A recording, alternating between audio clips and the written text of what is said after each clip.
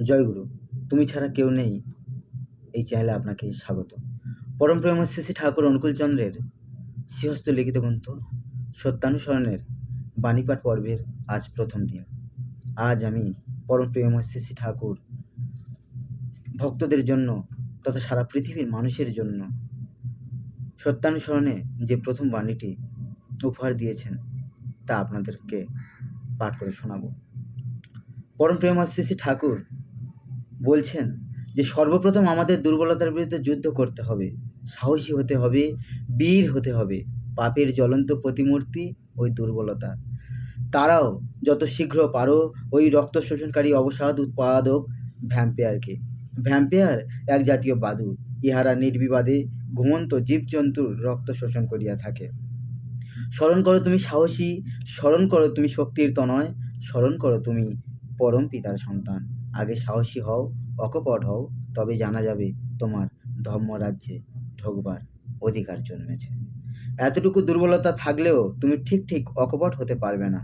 আর যতদিন তোমার মন মুখ এক না হচ্ছে ততদিন তোমার মলিনতার গায়ে হাতই পড়বে না।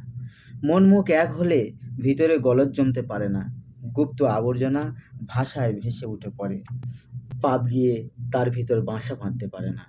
হটে যাওয়াটা বরং দুর্বলতা নয় গো, কিন্তু চেষ্টা না করাই দুর্বলতা। তুমি কোনো কিছু করতে প্রাণপণে চেষ্টা করা সত্ত্বেও যদি বিফল মনোরথ হও, ক্ষতি নাই, তুমি ছেড়ো না। ওই অম্লান চেষ্টাই তোমাকে মুক্তির দিকে নিয়ে যাবে। দুর্বল মন চিরকালই সন্দিগ্ধ, তারা কখনই নির্ভর করতে পারে না, বিশ্বাস হারিয়ে ফেলেছে, তাই প্রায়ই রুগ্ন, কুটিল, ইন্দ্রিয় পরবশ হয়।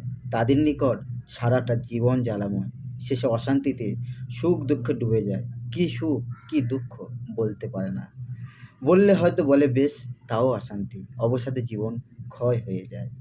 দুর্বল হৃদয়ে প্রেম ভক্তির স্থান নেই। পরের দুর্দশা দেখে, পরের ব্যথা দেখে, পরের মৃত্যু দেখে নিজের দুর্দশা, ব্যথা বা মৃত্যুর আশঙ্কা করে ভেঙে পড়া, এলিয়ে পড়া বা কেঁদে আকুল হওয়া ওসব দুর্বলতা।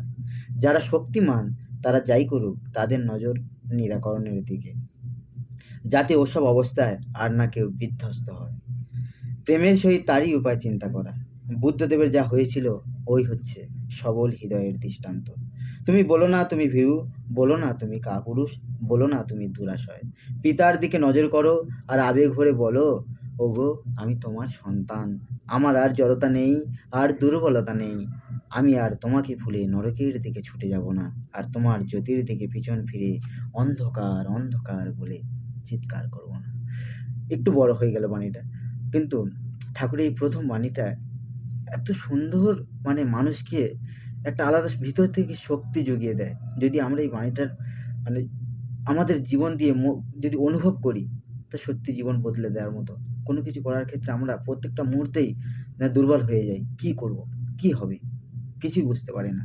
কিন্তু এই বাণীটাই যেন আমাদের ভিতরে একটা আলাদা শক্তির সঞ্চার করে, যা আমাদের জীবনকে বদলে দিতে সাহায্য করে। আমরা যদি এই ঠাকুরের এই কথাগুলি আমাদের জীবনে, খুব বেশি কিছু ব্যাখ্যা করে বোঝার দরকার নেই।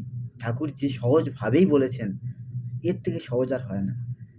এই কথাগুলোই হটে যাওয়াটা বরং দুর্বলতা নয় গো, কিন্তু চেষ্টা না করাই দুর্বলতা। সত্যি কি কথা বললেন ঠাকুর! কিন্তু আমরা কোনো কিছু চেষ্টা না করেও বলি, আমার দ্বারা হচ্ছে না, আমি কি করব বুঝতে পারছি না।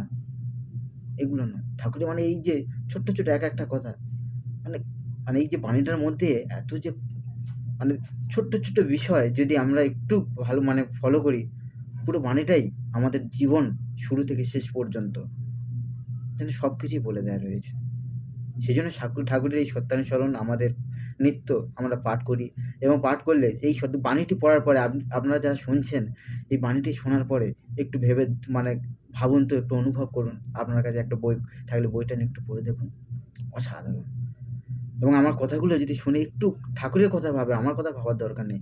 আমি কি বললাম সেটা না, আমি যেটা বললাম সেটা ঠাকুরের কথাই বললাম। ঠাকুর এভাবেই বলেছেন আমাদেরকে তৈরি হওয়ার জন্য। চলুন আমরা এভাবে একসাথে ঠাকুরের পথে এগিয়ে চলি।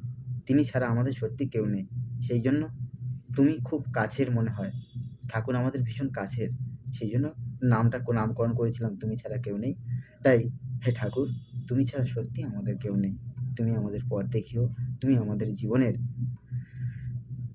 এগিয়ে দিও। আমাদের জীবনের দুঃখ কষ্টগুলো যেন তোমার এই বলাগুলো পালনের মধ্য দিয়েই দূর করতে পারি। সবাই খুব ভালো থাকবেন। পরমপ্রেমময় শ্রী শ্রী ঠাকুর অনুকূলচন্দ্রের আশীর্বাদ মাথায় নিয়ে আমরা সবাই এগিয়ে যাব। আর পরম দয়াল সবাইকে খুব ভালো রাখুন। সবাই জীবনের পথে এগিয়ে যান, এই প্রার্থনা করছি শ্রী শ্রী ঠাকুরের কাছে। ধন্যবাদ। জয়গুরু। সবাই খুব ভালো থাকবেন। দেখা হচ্ছে পরের ভিডিওতে।